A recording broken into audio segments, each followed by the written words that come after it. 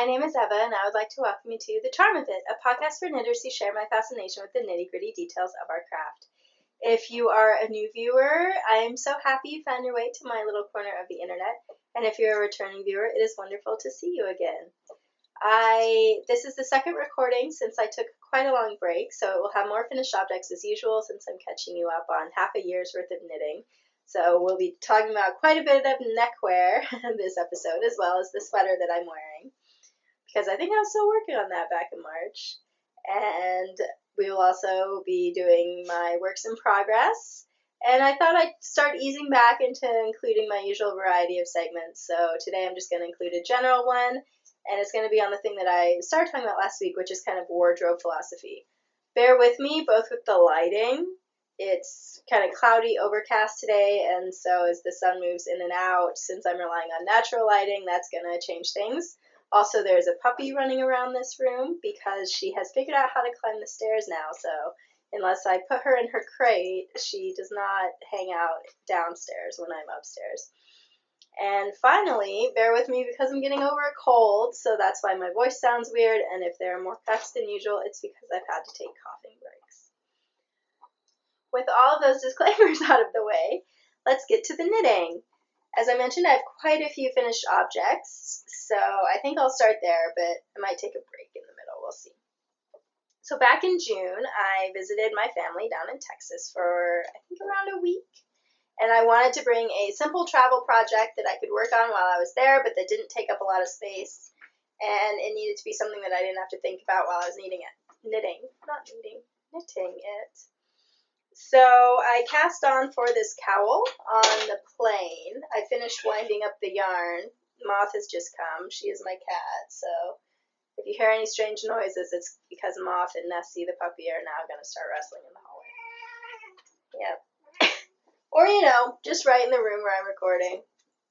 Oh my gosh, adding a third pet. So much chaos. Back to the cowl. So I've had both of these yarns in my stash for quite a while, and it's lace weight. One of them is Juniper Moon Findley lace, I believe. It's 50% merino, 50% silk in the oyster colorway, so that's the lighter color. And then the darker color is Manos del Uruguay lace weight. I can't remember what the name of the yarn is called, but the colorway is Oberon, and that's this like mauve purple. And it's funny because to me this very much looks like blush and then a kind of taupey mauve, but to other people it just looks like brown and cream. So that's fine. And as you can see, I just knit a plain stockinette stripy cowl, which I have worn so much. I really love wearing it. I still haven't blocked it, so that's why the stitches still look a bit strange. Not strange, just uneven, because since it was lace weight, I knit it on size 3 needles because I wanted a drapey fabric. And so since I haven't blocked it out, it's not looking great as far as evenness goes. And I think I did 4 and 2 round, stripes, and that's because I had double the amount of the light yarn that I did for the dark yarn. I had always planned to knit these colors together because they remind me of the seashore. But originally I planned to do a more complicated pattern, but I have found that I love to wear cowls, and most of my cowls are a little more complex, but that means that I can't necessarily wear them with my complex hand-knit sweaters because then it just looks like too much. There's too much going on.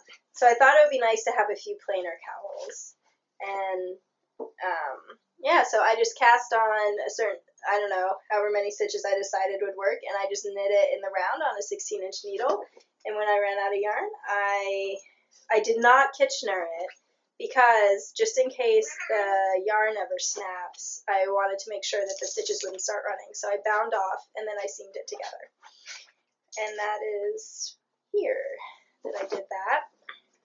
And I think it'll grow a little bit in blocking, but I really like how it is now, so I'm not going to try to stretch it or anything. And as I said, I've worn this a lot. The darker yarn is also a silk merino content, but I think it's also got some baby alpaca and cashmere in it. And I definitely will be knitting more of this type of cowl in the future. I just think it was a great mindless knit, and I love the finished object. I knit myself a simple cowl back in February that was a pattern actually, and it was a really large back and forth stockinette rectangle that you seam together at the end. And at the time I wasn't really sure. I promise you Moth is okay. I know it sounds like she's dying, but she's definitely in charge of the wrestling session. Anyway, Nessie's running away from her at the moment. So, and I wear that one, but because it's back and forth knitting, it's flat, so the edges curl up a lot, and I have to make sure that like all the stockinette is facing out, so that's why I decided to just knit this one in the round, and that way no matter what side it is plain stockinette. And for striping, you can't see where I carried the yarn. So, yeah, I've got some more lace weight in my stash, and it's just really nice to have a simple cowl, because I think it still works with knitwear, even if these colors don't work wonderfully. I am so sorry that my crazy pets decided that this was the time they needed to wrestle. My next finished object is a scarf/wrap that I test knit for my friend Erin of Remade Designs back in May. And I really love, she tends to mainly design like wider scarves or wraps with fingering weight, and they always have really cool construction or like mixes of stitch patterns and texture. So I was really delighted that I got to test knit this, and it uses, I think the main pattern calls for 2 main colors and then the contrast, and I used 3 colors in the contrast. Sorry, you can't see the whole thing, but I can't even tell if that's in focus. So the variegated yarn was a gift to me, a birthday gift from, or maybe Christmas gift from my friend Kristen, and it's hand dyed from a local yarn store here. And then I thought that it really went well with these other yarns that were already in my stash. So the mauve is Knit Picks Gloss Fingering in Velveteen, which has been in my stash forever because I bought it to knit a pair of socks, and when it arrived I realized it would not make a good sock yarn. And then the plum is the leftover BFL that I had, I think 1,500 yards of. I received as a Christmas gift to knit a sweater, but I realized my skin has become too sensitive to wear BFL next to the skin, so I knit a cowl out of it, and then I still had yarn left over, so I used it as the contrast color here. And then the yellow, the solid yellow contrast that I just used a little bit is Willy Wonka that I received from a generous online knitting friend who was destashing, and she made my stash very magical. So this had a really neat construction. It was basically knit as 2 triangular shawls and then put together at the end, which was really fun because I enjoy knitting triangular shawls, but I don't tend to wear them very often unless they're massive. But that's a story for a different day. And I really like how it turned out. I haven't properly blocked it yet. I did wash it and lay it out for pictures, but I haven't done any pinning. Excuse me. But I haven't done any like pinning or stretching. And I like the width as it is. I don't think it needs to be wider, but I would like it to be a little bit longer because the ends are angular. And so most of the width right now is around my neck, which is nice and cozy, but then it feels like I would just like to have a little bit more fabric going on here. Oh, sorry. Wrong side. Right there. So I think if I block it to make this a little longer, then I will wear, like, it'll be even easier for me to style. But I've worn this a lot since I finished knitting it, and I really enjoy it as is. And yeah, it was really interesting to knit. The lace pattern is lace on both the right side and the wrong side rows. So I really had to pay attention there, but then there were all these nice garter and slip stitch kind of sections. So I love it.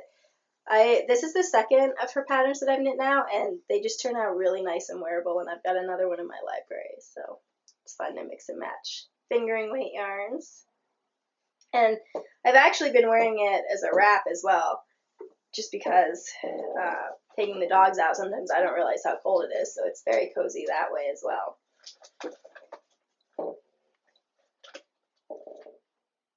Let's take a break from knitwear and discuss some little mitts that I knit up. And I hope the focus is working. I feel like whenever I haven't podcasted in a while, it takes me a while to remember what I usually do for focus. I'm wearing a bracelet today. That's what the lump is. But these are the HG mitts, which is a free pattern on Ravelry, and I knit it once before.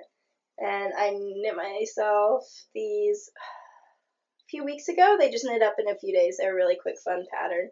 And I love the column detailing. I think this would make a beautiful sweater too, adapted. Oh my gosh, come on camera.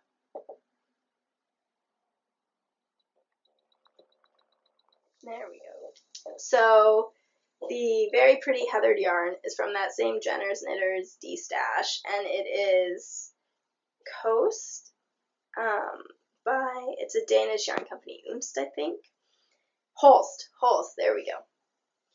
And I actually have a lot of this. It's the Marlin colorway. It's a beautiful blue. And I definitely have a sweater's quantity of it, but I wasn't sure if I would be able to wear it next to my skin or not. It's a blend of lamb's wool and cotton, and so I just wanted to check. So I knit myself some mitts, basically, so that I could decide if it would work as a cardigan or maybe even a pullover, because I fell in love with this pattern that I saw that, oh, now I can't remember the name, of course, but it's a raglan jumper, and it's got an alpaca on the front, an Antarja alpaca, and I love it. And unfortunately, I can't wear jumpers made out of 100% wool because I get too warm in them because I have chronic illnesses, so I spend a lot of time on heating pads, and short sleeve is the best I can do with that. And so I could adapt this for short sleeves, but I was also thinking this yarn is, I think, like 40% cotton, so it might be doable as a regular jumper. So that's really why I knit these, was as an experiment, but I also just really love this pattern, so I thought it would be nice to have as an option. I'll be honest, I don't wear fingerless mitts that often. I love how they look, and I love the idea of them. I love how they are a little bit, Victorian, poet in the garret kind of thing. But I don't know, there's rarely a time in my life where I'm like, oh gee, part of my hands are cold, but not enough that I don't know, usually I just pull my sleeves down or something. And I don't like to wear them inside because then whenever I need to wash my hands, I have to take them off, which I just find annoying. So really, I would only wear them outside, but at that point I might as well just be wearing mittens because usually my fingers are cold too, not the palms. So that's why they don't really fit into my personal wardrobe. And it's sad because I made quite a few of them when I first began knitting because I love them in theory, but I don't know. It just hasn't panned out in practice so much. But they are a really great way for me to test to see if a yarn would itch me or not against my skin. And these, I can feel it a little bit. I think I could, Nessie, drop it. Drop it. Good girl. Nessie loves knitwear as much as I do, unfortunately. But she's getting a lot better. I can knit while she lays next to me on the couch now, which was not the case a couple weeks ago. Anyway, I can definitely feel it against my skin, so I don't think I would risk this as a jumper, but I could probably do it as a cardigan. And that's what I'm thinking right now. So probably not the solution for the alpaca jumper that I'm in love with. But they're so pretty, aren't they? I definitely gonna see if I can figure out a way to incorporate them into my style. It's just most of my tops are either very short sleeves or long sleeve. I'm actually going to wait to show you the last of my neckwear finished objects until next episode because I've decided I really want to block it before showing it to you. I tend to put off blocking neckwear in particular because that's the one that usually needs to be pinned out, and that's really hard on my back. So that's why it's funny. The rest of my projects I block right away because I'm really excited to wear them, but neckwear, it can wait. And this piece in particular is a garter stitch based lace, so it really needs to be blocked in order to show at its fanciest. So let's see, I think I'm almost through my finished objects then. Just some socks that I knit up for myself since the last episode. And these will be my Halloween socks this year, although I'll just wear them year round because they make me happy.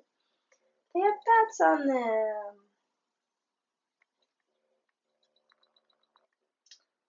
Aren't they cute? I showed you my socks last time knit in the darker gray yarn and told you about the mix-up where I accidentally ordered the wrong shade of gray, so then I had a whole ball of this left over. And I said that maybe I would make stripy socks, so that was already in my brain. And then Caledonia over on Instagram posted two free Halloween sock patterns that she was releasing, one with bats and one with pumpkins. And I decided that the bats would just be perfect. These are pretty low contrast, but I really love them, and they remind me of like old cemeteries, which I love walking in. I find them very peaceful and interesting. And yeah, so her pattern is very much like the charts, and then you can fill in your own sock. So I ended up doing 65 stitches for the bats, which I added an extra plain row because the repeat is 12 stitches, but I was worried 60 stitches might be a little snug, but I didn't want to go all the way up to 72, so I just added an extra stitch, and then it was 65 stitches. There are some quite long floats on a few of these rounds, but since it was a pretty short thing overall, it wasn't that hard to deal with, and I could catch them. And then I went down to 60 stitches for the plain stockinette part of the foot, and then I added the same slip stitch colorwork pattern that I did on the other pair of striped Quince & Company Finch socks that I've knit, and it's the Dots and Ladder pattern from Barbara Walker's Stitch Treasury. So,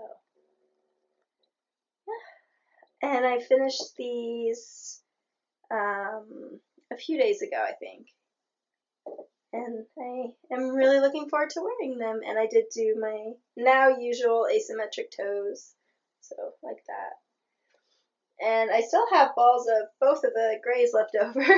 I seem to be collecting Quince & Finch leftovers because I use it for so many of my socks, so maybe I'll make an epic stripy pair or a stripy hat. I don't really know.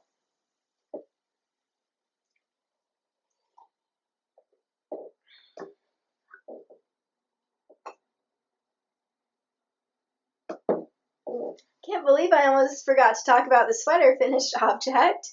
So this is my Queen Mallow blouse, which I started knitting back in the spring, and I can't remember when I finished it. I know I took a break, but it's done now. As you can see, I did contrast sleeve cuffs and a Peter Pan collar, and that is in O-wool, O-wash fingering, the Appalachian colorway, which is a purple-gray color. And it was left over from a shawl that I knit. And then the pink is the main color, and that is Twisted Threads by Stacy. I think she closed her hand dyeing shop now because she has a baby. She had sent this to me as a gift, and I thought they're both organic merino, and so I thought it would be nice to try it as a blouse because cardigans are very easy to fit into my personal style and wardrobe, hand knit cardigans. But as I mentioned, jumpers are more of a challenge because I tend to overheat in them. And so I decided, if anything, like a lightweight fingering weight blouse would let me see if this does work in my wardrobe or not. So this was kind of a little experiment that I knit. And I made up the design myself, and I'm going to get up so that you can see the cabling. Okay, hopefully you can see the cabling. And this is just my skirt. There's no contrast band on this. And the reason for that was because I wanted to make a nice deep rib welt, and I wasn't sure if I had enough of the contrast color to do the whole rib welt, and I thought it might be weird to just do a partial one. But yeah, the main cable is from the Paraphernalia sock pattern, and then I just added some border cables that cross it opposite times to either edge, and it's just a plain back. But I did do the Peter Pan collar on the back too. And the sleeve cuffs, I need to add little buttons to them. I purposely knit them flat, so that they would look cuffed. but I have not added the buttons. And the cuffs and the pattern are both in seed stitch because it does not roll. I'm still working on Peter Pan collars, honestly. This could use a steaming. This is the second time that I've knit one for a sweater, and it definitely proves a challenge. In this case, when I first was wearing it, the neckline would kind of start to flip over, so then you could see the pink, and it looked really awkward. So I went back with the contrast color, and I single crocheted around the neckline just to give it some more structure, so that way it sits, at least it doesn't flip anymore. But you can see that I've still got, I think what I did was the bind off for the collar wasn't quite loose enough, but I don't want to redo it. So we'll see. Hopefully I can like kind of train that to lay flat. The first sweater that I knit, I ended up just sewing the collar down because I didn't want to have to mess with it all the time. So we'll see. Maybe I'll do that too. I absolutely love round collars, but it's really difficult to find them in ready-to-wear clothing. For me, at least, it's not polyester, and polyester makes my skin feel icky. So that's why whenever I get the chance, if I'm knitting a pullover, I like to add a Peter Pan collar just so that I have another option in my wardrobe. Yeah, so it's a raglan, which you can probably see.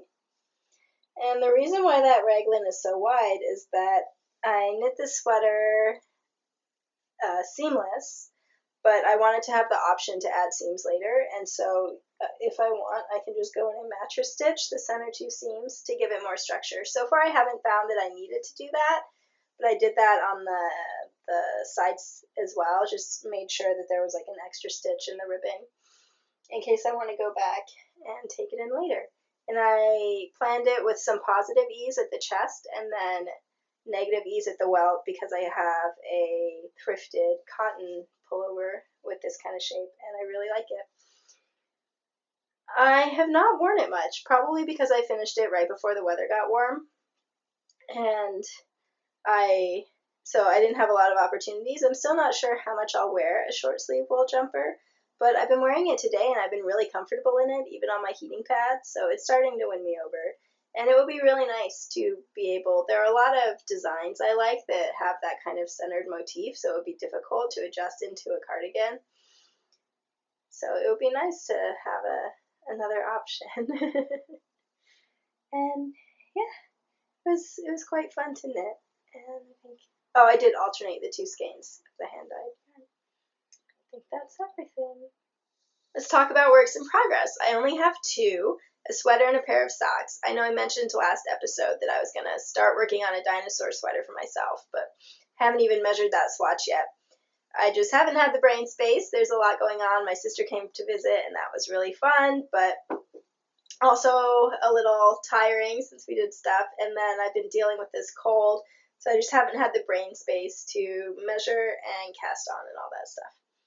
But I have been working on the Meltwater Sweater, which I am making in exchange for a quilt, which is really exciting. So this is out of Quince & Company Chickadee in 3 colors. Sabine, which is now organic chickadee, Egret is the cream, and Frost is the light gray. And it's a colorwork jumper that has colorwork at the bottom and then a colorwork yoke. And as you can see, it's knit bottom up. So I've been really enjoying knitting this, but I put it on pause because I wanted to stop and block it to make sure my gauge is on. And in order to do that, I had to put it on waste yarn because it's hard to measure when it's on a circular needle. And as I mentioned, I have been feeling quite tired, and that just felt like an overwhelming task. So I knit to where I finished the waist decreases, and I knit an inch after that, and then I decided, okay, it's time to put that on pause. So that's when I ended up knitting my bath socks. So I put it on waist yarn today, and I measured, and sure enough, my gauge is too big in the plain section. I think it'll be okay in the stranded section. I swatched for this 4 times, but the problem is, for me at least, I can never swatch accurately for a sweater in the round because, well, I guess I could swatch accurately if I wanted to knit like a hat, and that's what Elizabeth Zimmerman actually recommends as a gauge swatch, because unless I have enough stitches to actually go around a circular needle, none of the other methods that let you kind of cheat and see what your gauge is in circular knitting, none of those are accurate for me.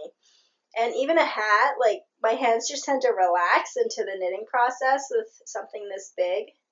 And so I have found that it's simpler to just go in prepared to rip it out and wait until I have quite a bit and then block it and see.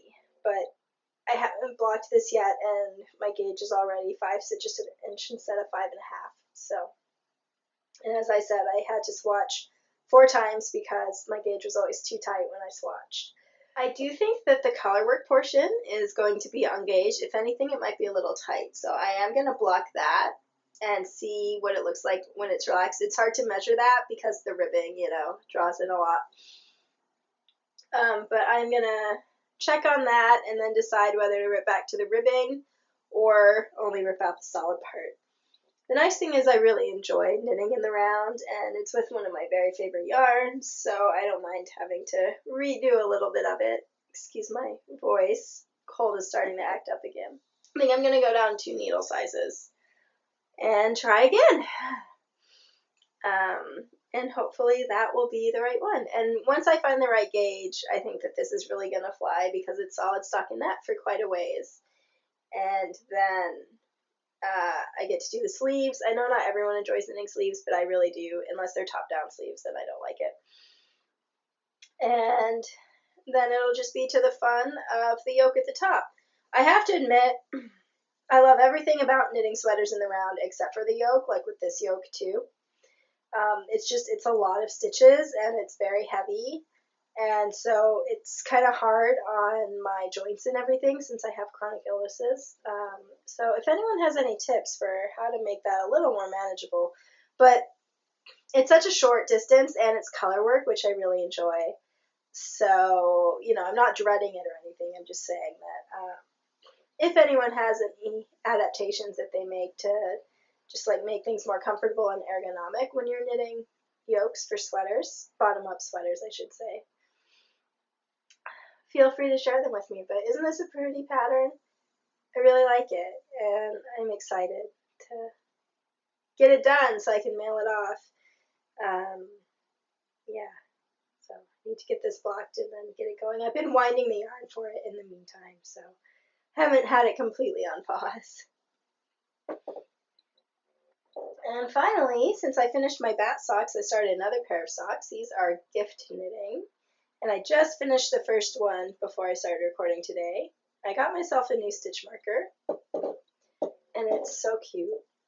This is from Woolen Forest, who has just opened an Etsy shop called Forest Charm. You know I love that name. There we go. And it's a pumpkin with a little gemstone on it. So a lot of her stitch markers have gemstones on them. And decided to get that for myself because fall is here and I love pumpkins. So, yeah, this is a gift sock, and it's just a plain, it's for Rich, who I've knit socks for in the past, so I already know my little recipe for him, and it's a 1x1 cuff followed by a 3x1 body on 68 stitches, a fish lips kiss heel, so that the variegated yarn stays knitting on the leg and body. If I were to do a regular heel flap and gusset, the stitch count would increase, so that would change how the yarn is. And in person, it just looks striped. On camera, it's looking a little bit funkier. And then a contrast toe. And the contrast color is Knit Pick Stroll and Aurora Heather, and the main color is Knit Pick Stroll and Renaissance, which does not look that Christmassy in the ball, but definitely looks more Christmassy once you start to knit it. There's a lot of red and green there, and maybe my choice of dark green cuff makes it more Christmassy, but I don't think it's so Christmassy that he won't be able to wear them year-round, so that's okay. They are a Christmas present. No, they're a birthday present. I'm totally lying. It's a belated birthday present. So, yeah, this is pretty much my go-to combo for gift socks if it's some kind of patterned yarn because I like how the ribbing helps the sock really fit nicely. As I said, I'm going to start adding in some of my segments so that I can get more used to podcasting. And I decided to throw in a Schrödinger sweater segment, which is just where I ponder future projects. And so today I have this beautiful basket of Alice Starmore Hebridean 2-ply yarn. You see all that? It's a lot of yarn. It goes the whole way down. And this has been sitting in a basket for almost 2 years. I received it for Christmas almost 2 years ago. That's why it's got cat fur on it. And it's a kit to make this Alice Starmore design, the floor jacket. I never planned to make it as a jacket. My plan was to adapt this into a sleeveless dress, like a jumper style dress. So a tank top and then a poofy skirt. But I realized after I tried knitting myself that style dress that knit fabric is too drapey for what I want in a dress. I like my skirts to be poofy. And knitted fabric just doesn't do that. But I already had the yarn, so now it's just sat in the basket while I try to figure out what to do with it because it's a lot of yarn. I got the medium-sized kit. And one of the things that I really love about this pattern that I thought would make it adapt really nicely to the dress idea is that the leaves run differently on the buttons than they do on the body. So I was trying to think of a project I could do that would kind of recreate that look. But I think I'm at the point where I really enjoy knitting stranded color work, and I would really like to be working on this project and have something to wear rather than just keep looking at all the yarn in a basket. So now I'm at the point where, I can give up on that idea. I can't make it into just a regular cardigan, my regular style cropped cardigan, because unfortunately I can't wear that yarn up against my skin. And since I wear cardigans, usually not over long sleeve tops, it's just better for me to not do the cardigan route. So what I'm thinking is, while I have quite a bit of neckwear, I don't have any stranded colorwork scarves, and I really like that look. And I think that this would, adapt well into a longer scarf, maybe with a fringe.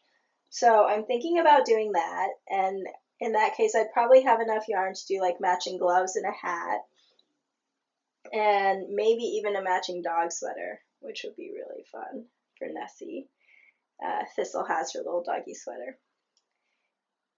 But I'm still not 100% sure. Maybe I should do a cowl instead, in which case I could do it more horizontal, just kind of take,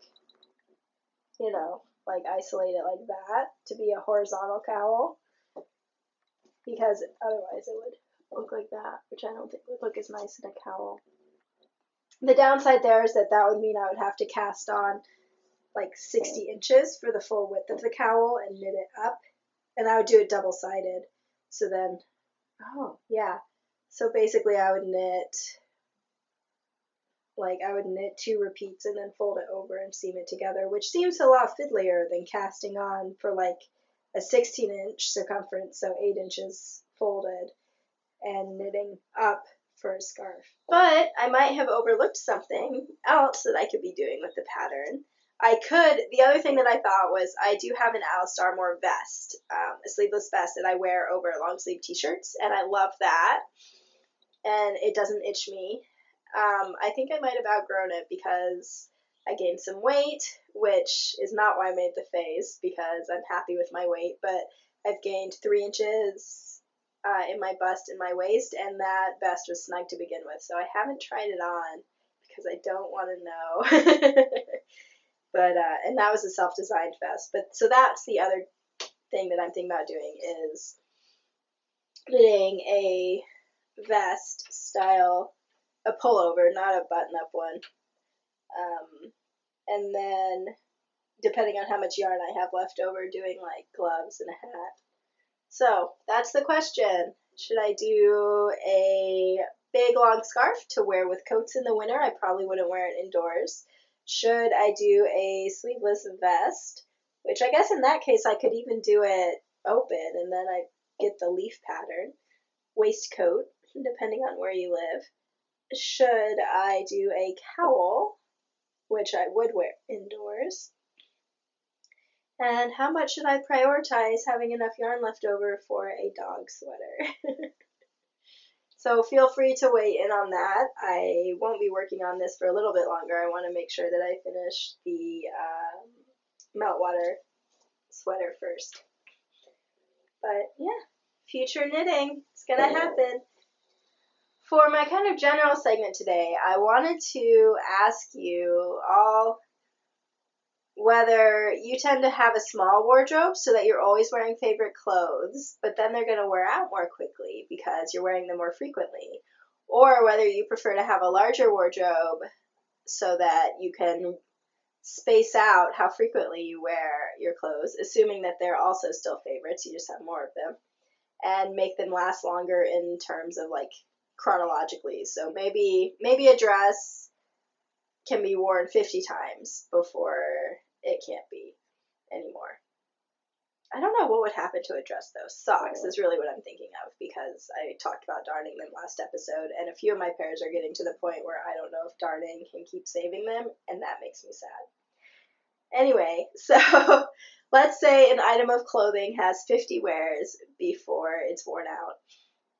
Would you rather get all of those 50 wears in like in the first year, or do you really want it to last, I don't know, 5 years, in which case you're only wearing it 10 times a year? I wish that I had a more succinct way to phrase that, but I don't. And I'm really curious about your opinions because I tend towards the latter style of wearing clothes and wardrobing.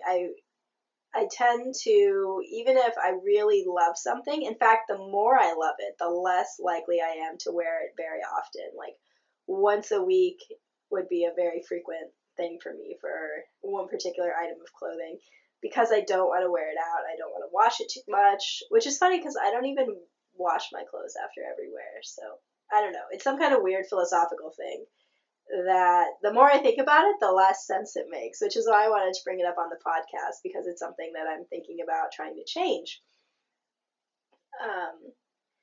And so I was just curious about what everyone else did because it seems silly, right? Because I don't even know if I'll like the same style of clothes in 5 years. I'm 33 now. I'll be 38 in 5 years, and honestly, my wardrobe preferences haven't changed that much between 28 and 33, but I don't know, maybe they'll change more. So I should probably just be wearing all my clothes a lot while I still love them and not worry about whether eventually I have to replace them or not. But I definitely tend more towards the, oh, let's save that style of things. I don't do that with things like leggings or, like practical basics kind of stuff. Those I just wear when I need them, and I tend to have just a few that I wear, and then when they finally get worn out, I replace them, which mention leggings because I had to buy a few new pairs this autumn for the first time in I think like 4 or 5 years. Yeah. I feel like I'm rambling all over the place, but basically I'm really curious. Part of why I like having a bigger wardrobe is that I really like playing with different color combinations.